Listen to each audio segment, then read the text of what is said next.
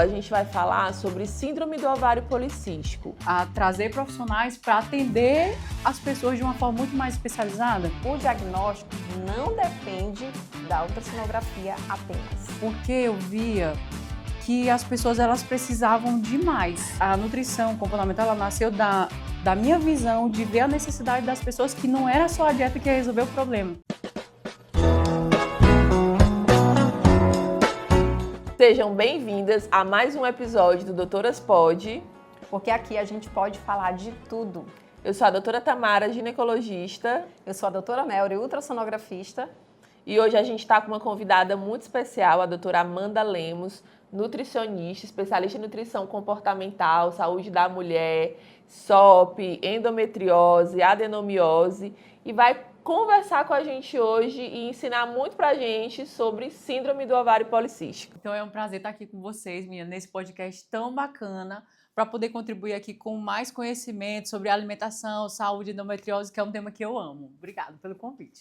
É um prazer ter você aqui, eu fico muito feliz que você aceitou. Obrigada. E hoje, pessoal, a gente vai falar sobre síndrome do ovário policístico, que é uma doença muito comum e que causa anovulação, ou seja, as mulheres deixam de menstruar. Causa também muita acne, pelo em lugares indesejados, como no rosto, na região ali da face, embaixo do umbigo, uma oleosidade da pele, do cabelo. E diferente do que vocês pensam, o diagnóstico não depende da ultrassonografia apenas. Isso é muito verdade. O diagnóstico da SOP não está relacionado somente com a ultrassom. E a gente vê lá os ovários micropolicísticos na ultrassom. Os sintomas também devem ser levados em consideração. E hoje a gente trouxe a doutora Amanda para explicar para a gente um pouco sobre a alimentação, como que deve ser a alimentação dessas mulheres, e o que elas devem fazer para que elas tenham um metabolismo adequado e que possa ajudar no tratamento dessa doença. Mas antes de falarmos sobre a SOP, vamos conhecer um pouquinho quem é a Amanda. Essa mulher, mãe, esposa. Cheia de tarefas, né? Mas a gente consegue aí delimitar, ou a gente pelo menos tenta, né? Um pouco delimitar, dividir um pouco as tarefas entre mãe, nutricionista, Esposa, dona de casa. Mulher que tem que se cuidar, que vai pra academia, viu? Que ela é nutricionista que se cuida. Então, gente, eu sou nutricionista há 8 anos, né? E eu trabalhei sempre com nutrição, eu sempre fui muito invocada com esse campo de se cuidar, de se alimentar bem, de melhorar a autoestima das mulheres. E aí tudo começou quando eu tinha o meu primeiro emprego, nem foi nutrição, foi uma academia. Então eu tive uma academia. E aí, nessa academia, eu passei ali uns 2 anos com ela, sempre empolgada, né? Naquela empolgação de exercício. No caso, tu era a dona da academia. Eu era a dona da academia. E aí, eu passei muito tempo lá, conheci muita gente bacana, influenciei muita gente. Já tinha esse aspecto de influenciar, né? Então, desde então, me formei em nutrição. E aí, fiquei entre nutrição e dona de academia. Até que, então, decidi fazer o centro de nutrição para focar mais na minha área, que é mais clínica e mais comportamental. E aí, quando eu montei o consultório, que foi o Centro de Nutrição e Saúde, lá eu pude trazer uma experiência diferente para o meu cliente, né? Porque até então era conhecido como a nutrição era mais para quem queria emagrecer. O povo, nutrição não servia para nada, servia só para quem queria emagrecer. Então, eu decidi assim, cara, eu vou fazer aqui uma coisa mais ampla. Eu vou começar a trazer profissionais para atender as pessoas de uma forma muito mais especializada. Então, a gente começou lá com nutricionista infantil. Eu comecei com essa pegada mais comportamental, que também tem tudo a ver com a SOP, né? Porque a endometriose, a gente fala sempre que é uma doença inflamatória, mas ela é mais inflamatória também quando a paciente, por exemplo, às vezes faz uma dieta tão restrita que ela vai, onde ela vai ter mais cortisol e vai deixar ela mais inflamada ainda. Então, no aspecto comportamental, eu comecei a trabalhar e a gente vem trabalhando muito, ajudando muitas pessoas com essa pegada mais comportamental, além da dieta.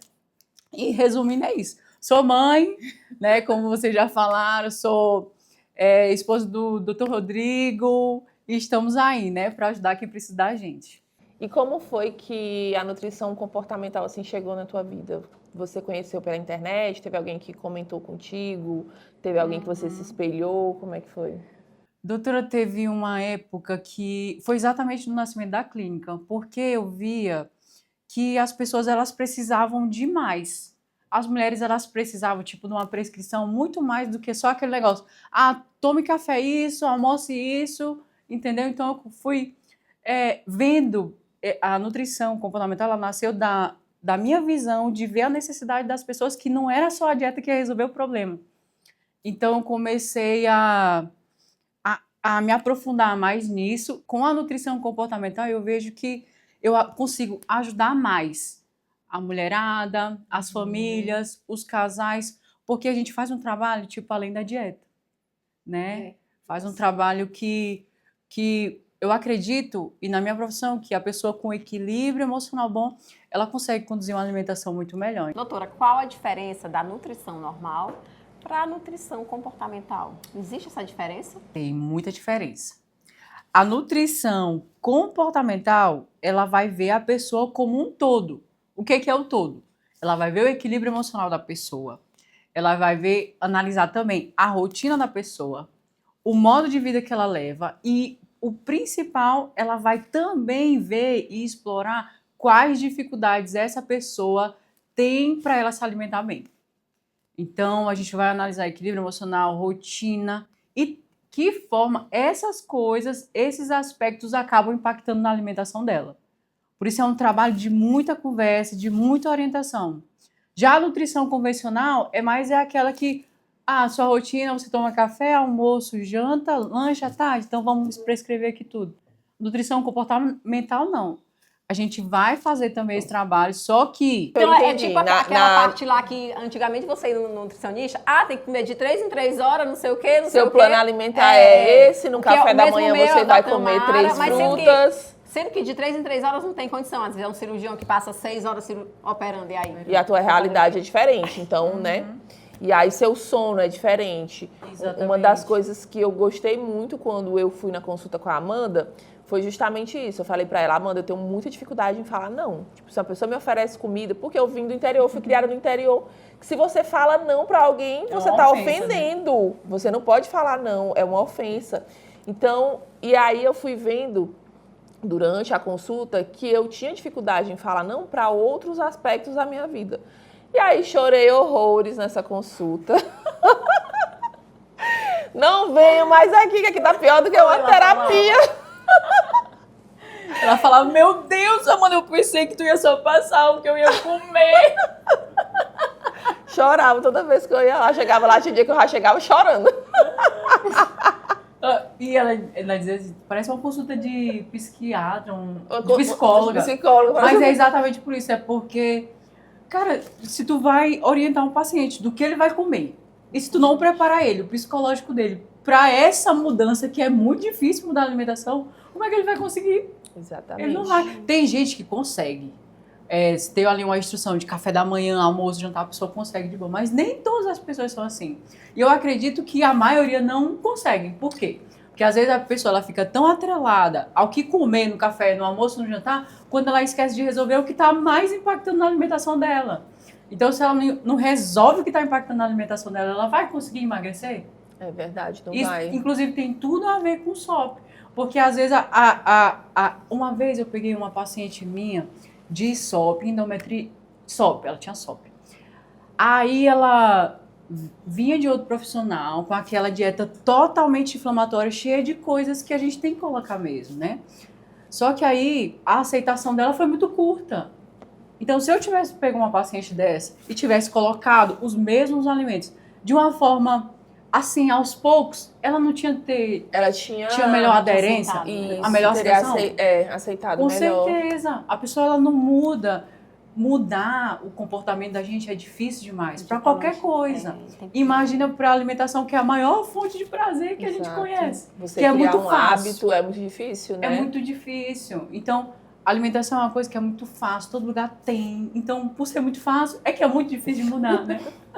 É porque o pronto, aquilo que já vem com um monte de conservante, com um monte de açúcar, tá muito mais fácil do que você ir lá e preparar a sua própria alimentação, que também foi uma das coisas que eu aprendi contigo, que é tentar deixar o máximo de coisas pré-prontas. A Amanda falava, você não vai ter tempo. Então, o máximo de coisas que você tentar deixar pré-pronto, já deixar um frango desfiado, deixar uma carne moída, deixar um melãozinho cortado, já vai ajudar demais na tua alimentação. E é o que eu tento fazer até hoje. Olha aí, viu? Resolve. Deixar a alface já tudo preparado. Então, hoje aqui em casa eu tento deixar o máximo de coisas pré-prontas. Carne moída, frango, salada. Sempre. Hoje, meu Deus, aqui em casa todo dia tem salada pronta. Para durar pelo menos 2 dias. Mas e aí, eu que te faço pergunta agora. E como foi, assim, qual a tua experiência com a nutrição comportamental? Porque tu já tinha vindo de outros profissionais? Ou com... Sim, O que tu acha que, tipo assim, mudou? Eu já tinha passado em vários nutricionistas, meu Deus. E vivia o tempo todo nessa guerra com a balança. O tempo todo, no efeito sanfona, engorda, emagrece. Mas eu não tinha criado hábitos. Não tinha criado vínculos também, não tinha entendido sobre a minha alimentação, o que influenciava, o que pesava mais. E aí, quando eu comecei a fazer o tratamento com você, foi que eu entendi que realmente as minhas emoções, elas estavam diretamente ligadas ao fato de eu comer. Então, às vezes eu estava muito triste e queria comer muito, eu estava muito feliz e queria comer muito.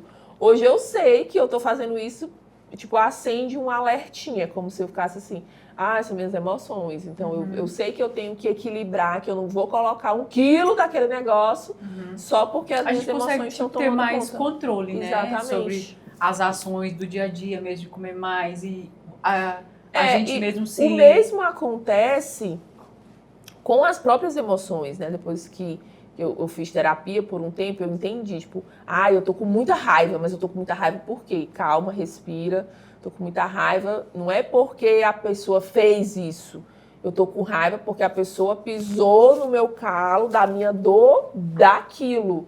E é o mesmo com a alimentação, tipo, eu vou comer muito isso por quê? Porque eu acho que eu mereço por quê? Então, vocês parar e se perguntar um pouquinho antes de cometer um ato... um ato de extremo. Mas assim, eu amei. Essa daí é só uma das estratégias, né? Porque tem várias. Porque eu acredito que eu aprendi muita coisa. Claro que tem muita coisa ainda para aprender. Mas eu acredito que eu aprendi muita coisa sobre os cuidados com a minha alimentação. Que, meu Deus, eu quero carregar para a vida e quero aprender mais. Eu acho que é isso que as pessoas têm que focar mais, sabe? Focar no aprendizado. Aprendizado salva vidas. E você aprender essa questão de se autoconhecer para você ter autonomia sobre as suas escolhas, sobre o seu autocuidado diário. Isso é muito importante. Porque uma pessoa que não aprendeu nada... Hoje que eu vai vou no ser, supermercado né? comprar uma fruta. Daí eu sempre lembro da Amanda. Uma maçã pequena. Uma pera pequena. Eu quero a maçã maior, bonitona lá da Branca de Neve. Aí eu lembro da Amanda. É uma maçã pequena. É uma pera pequena. É um bife. Amiga, ela fala, amiga, tu vai ficar pesando maçã, tu vai ficar pesando pera, tu vai pesar a pera que tu vai comer. Não, tu vai comprar uma maçã pequena. Aí eu tô no supermercado comprando fruta, eu lembro dela. É isso, aprendeu. E fora que o processo de emagrecimento, ele não acontece só em 1 mês, em 2, em 3. Então, uma vez que você aprende, você fica preparado para a trajetória, que não tem fim para acabar, não tem hora para acabar. E emagrecer é muito fácil, não é? Difícil é manter, né? É ter aquele estilo de vida saudável. E manter, isso. você precisa aprender ou você precisa seguir uma dieta? Mudar aquilo e mudar a cabeça. Mudar a cabeça para poder dar certo. E na SOP tem muito isso, né? Se você não fizer essa mudança de vida, você não vai conseguir manter a sua fertilidade, manter seus hormônios num estado ok, manter, inclusive, a questão de beleza, né? Porque está muito relacionado com isso, espinha, acne, pelos, o excesso de pelos, às vezes a própria alopécia, que tem mulher que costuma cursar também com a queda de cabelo. Então, se você não cuidar da sua alimentação, fizer atividade física e para a vida, porque SOP, a síndrome do ovário policístico, não tem cura. Vai ter o tratamento e uma mudança no estilo de vida. que muitas mulheres, elas só mantêm essa mudança, às vezes, porque querem engravidar. E acham super normal ficarem meses sem menstruar. E ficar meses sem menstruar vai te levar ao crescimento do endométrio, que é a camada interna do útero, e possivelmente uma hiperplasia endometrial, que é o que a gente acaba tendo muito medo. Essa paciente não menstrua, o endométrio está lá crescendo, e tudo que cresce demais, em algum momento, vai crescer de maneira desgovernada, causar uma alteração genética, e aí quando pode aparecer câncer de endométrio. E o interessante é que, exatamente como a Amanda estava falando no início, a ultrassom. Gente, tem paciente que não tem ovário policístico na ultrassom, mas ela tem a SOP, tá? É verdade. E tem elas que têm os ovários policísticos na ultrassom e não tem SOP. Então, a síndrome de ovário policístico é um conjunto de sintomas, tá? Vamos até falar aqui, ó. Tem que ter ovários policísticos, são 3 critérios. 1, ovários policísticos na ultrassom. Segundo, hiperandrogenismo clínico ou laboratorial. O que é isso, Mel? É espinha, acne ou então hormônios aumentados. E ciclos anovulatório, que é aquela paciente que passa muitos meses sem menstruar, tá? Porém, os ovários policísticos na ultrassom, a mulher ela tem que ter pelo menos 8 anos da primeira menstruação. E é aí onde gera uma confusão, tá? É uma confusão. Esses pacientes chegam dizendo que tem ovário policístico com 13 anos, na ultrassom, e elas querem ter. Aí a gente vai explicar, mas só que elas podem ter a síndrome, porque se ela tiver muita espinha, tiver vários meses sem menstruar, vai fechar o diagnóstico, mesmo com a ausência na ultrassonografia. Então, é muito importante procurar um especialista que seja especialista em SOP, porque às vezes o médico não sendo especialista naquilo, pode passar desapercebido porque na ultrassom está normal. E não depende, o diagnóstico de SOP não depende apenas da ultrassonografia. E mesmo para ter o critério ultrassonográfico, precisa de alguns requisitos. As pacientes chegam muito no consultório com essa história de tem uma ultrassom pélvica, paciente que acabou de começar a menstruar, que mostram os ovários micropolicísticos, então eu tenho SOP, e é uma paciente que menstrua todo mês, uma paciente que não tem sobrepeso, uma paciente que visivelmente não tem alteração hormonal. Então, assim, não se enquadra no diagnóstico de SOP.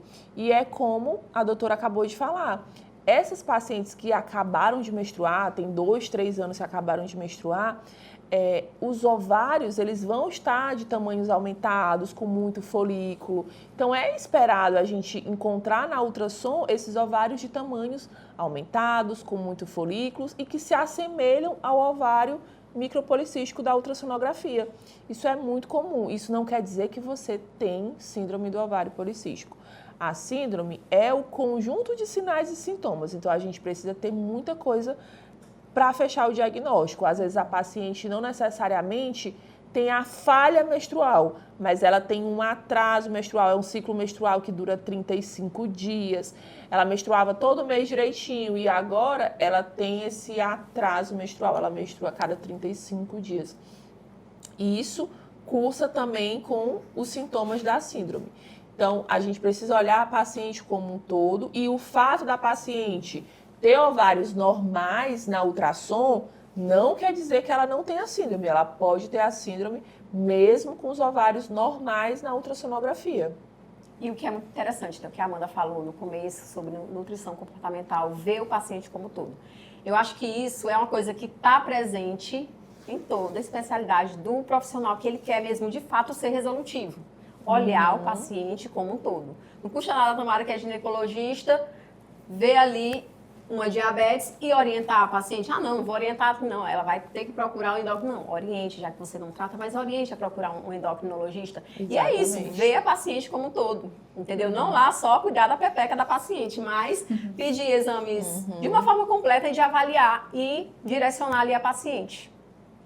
É verdade. E a gente precisa fazer diagnóstico diferencial da síndrome do ovário policístico com doenças da tireoide, com alterações da prolactina.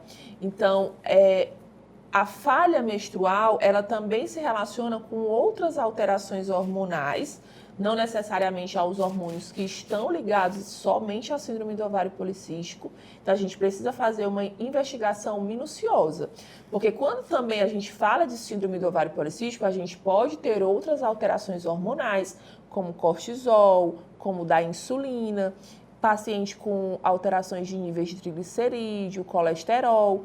Então, a gente precisa investigar como um todo para poder fechar o diagnóstico. Não dá para olhar para uma paciente e falar, é isso, pronto, bater o martelo e começar a anticoncepcional, que é o que acontece muito também. As pacientes começam a usar anticoncepcional na tentativa de menstruar, achando que vai tratar SOP. Isso também é uma inverdade. O anticoncepcional, ele vai baixar os níveis androgênicos, os níveis de testosterona, vai melhorar o pelo, a acne, a espinha, vai fazer com que a paciente comece a ter ciclos menstruais regulares, vai evitar a gravidez da paciente que tem micropolicístico e tem mês que ela menstrua e tem mês que ela não menstrua, então ela não quer engravidar? Muito bem, ela pode utilizar um anticoncepcional. Mas abrir a boca e falar que anticoncepcional vai tratar a SOP, não vai. Vai muito além disso o tratamento. A gente precisa de uma alimentação adequada e precisa de uma atividade física regular. E é muito importante que fazer esse diagnóstico é muito importante, de você conhecer mais exames, porque quando eu recebo, por exemplo, paciente que tem SOP, a gente precisa analisar principalmente resistência à insulina, nível de cortisol, para aí eu fazer essa alimentação para ele. Porque a alimentação anti-inflamatória, né, que é a alimentação que o paciente de SOP tem que ter, é o que vai resolver o problema dele? Não, é o que vai ajudar ela a melhorar o estado físico dela, o estado dela de saúde, para, enfim, ela melhorar esse problema de saúde, né? Isso não tem cura, mas tem como controlar bem. Tem como a mulher que não está conseguindo engravidar depois da dieta anti-inflamatória. Então, assim, não tem cura, mas tem tratamento. E o tratamento não é de um mês, é por vida, gente. É por vida. Inclusive, as pacientes que a gente orienta, ali com 2, 3 meses de tratamento, a gente já consegue, né, ter um resultado bom com a medicação, do ginecologista e tudo. Aí a gente faz a alimentação, orienta a suplementação, com 2 meses o paciente fica boa. Por quê? Porque já desinflamou ali muita coisa, né? E aí, desinflamando muita coisa, a gente sempre orienta, olha, você está se alimentando isso aí assim, dessa forma, mas a sua alimentação, ela vai seguir dessa forma. Exatamente. A gente não pode abandonar, achar que está tudo bem, resolveu e enfiar o pé na jaca de novo. Não, resolveu. Você controlar os seus níveis de estresse é uma coisa totalmente indispensável, porque se aumenta o cortisol, aí aumenta a resistência à insulina. Como é que essa paciente ela vai ficar boa? É assim, alimentação para SOP. O que a paciente de SOP ela tem que consumir durante os dias? Tem uns alimentos que são mais indispensáveis. Me fala aí 3 alimentos que você daria assim, ó. Paciente de SOP, pode. Paciente de SOP. Não pode, vai. 3 alimentos. Os que não podem. 3 que pode, 3 que não pode. 3 que podem. 3 alimentos que a mulher com SOP deve consumir. Primeiro deles, alguma gordura boa.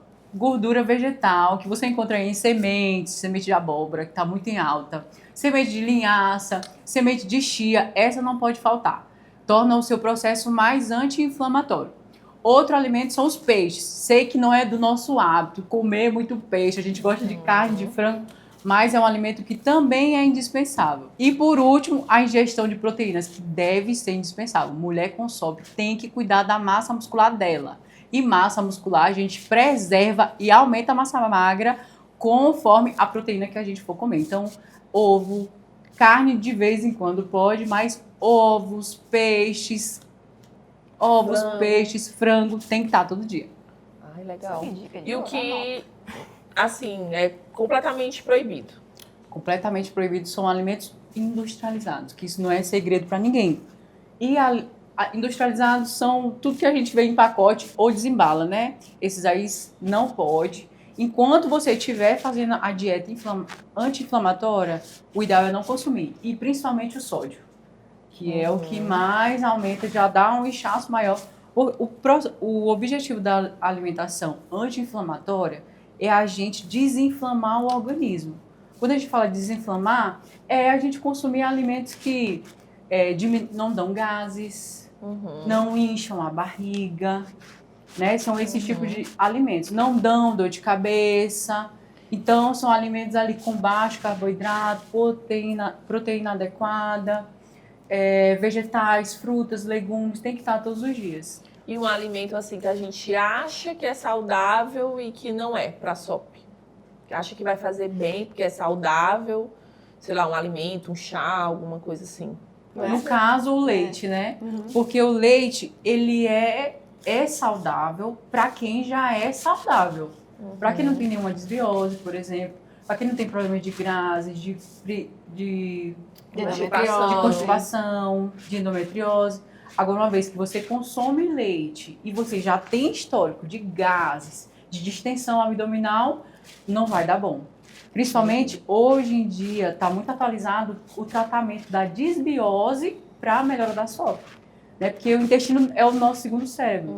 Então, a primeira coisa, além dos alimentos que tem que consumir e tudo mais, é você desinflamar a parte intestinal. Então, tratou a desbiose? Desbiose a gente trata como? Com prebióticos, probióticos, às vezes glutamina também é importante, e associar isso com a alimentação anti-inflamatória. A nutrição é uma área que ela tem crescido, tem ganhado força muito grande nos últimos anos. Acho que as pessoas elas estão se cuidando mais, elas estão cuidando mais da alimentação, estão sempre procurando, investigando o que eu posso, o que eu não posso comer. Estão realizando mais atividade física, acho que nunca teve um período quando as pessoas corressem de bicicleta e aí a academia mesmo. Então, é uma área que eu creio que vai crescer muito nos últimos anos e a doutora Amanda é referência aqui em Presidente Dutra. Obrigada. Eu só quero abrir um parêntese também e falar um pouco sobre a atividade física, da importância da gente fazer atividade física de pelo menos 30 a 40 minutos, as pacientes que têm SOP. Simplesmente a prática regular de atividade física, na grande maioria das vezes, faz a paciente voltar para o seu ciclo menstrual normal. Muitas vezes são pacientes que nem sequer chegam a ter sobrepeso, mas o simples fato do sedentarismo, da falta da atividade física, já começa a alterar o ciclo menstrual.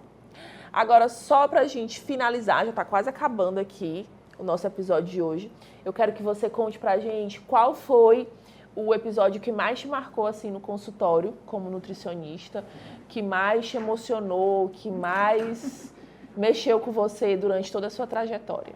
Todos os meus pacientes me emocionam, porque todos têm uma história diferente.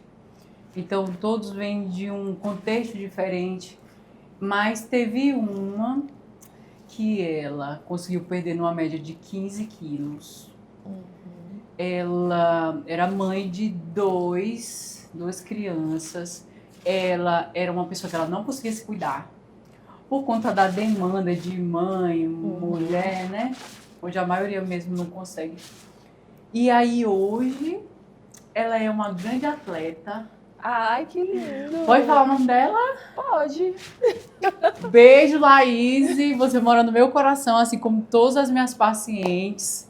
E ela foi uma pessoa que me emocionou muito, assim como diversos casais. Hoje mesmo a gente postou a foto do Dr. Nilo e a Cauane, que eles começaram o processo com um método comportamental, né, para se conhecer mais, trabalhar as dificuldades, né, do dia a dia, e hoje já conseguiram eliminar em mais de 26 quilos. Ai, que legal. Meu marido também, que perdeu 36. O povo começa, até fala, né, como eu consegui ajudar o meu marido, que é a pessoa mais difícil para perder peso, então qualquer pessoa fica mais fácil, né? Então é isso, todos os meus pacientes me emocionam demais. Ai, Você legal. também me emocionou demais. Oh. Inclusive foi uma das primeiras pacientes, assim, quando eu comecei a fazer mais o método comportamental. Então, querendo ou não, a gente sempre aprende mais com os pacientes. E lembrando aqui do teu relato sobre a minha consulta, hoje eu fico muito feliz, né? Porque eu acho que o meu propósito é esse, é não só dar a dieta do paciente, mas ensiná-lo para essa carreira de tentar se alimentar bem e saudável. Levar pra vida, né? E agora uma pergunta. O que é saúde, Amanda? Saúde é você ter equilíbrio emocional bom. Eu acho que quando você tem equilíbrio emocional bom, você consegue conduzir as coisas muito melhores. E por ter um equilíbrio emocional bom, você vai conseguir se alimentar bem, você vai ter uma relação boa com sua família, você vai ter uma espiritualidade muito melhor. Então, eu acho que a saúde em si, muito mais do que o diagnóstico, ela vem da mente. Porque a pessoa que ela tem uma mente mais saudável, mais tranquila, ela mesmo tendo um ruim diagnóstico, ela vai saber passar por tudo aquilo ali. Lidar melhor, né? Com certeza. E encerramos por aqui mais um episódio do Doutora Pode. Porque a gente pode falar de tudo. Ativa as suas notificações para não perder nenhum episódio e segue a nossa página aqui no YouTube.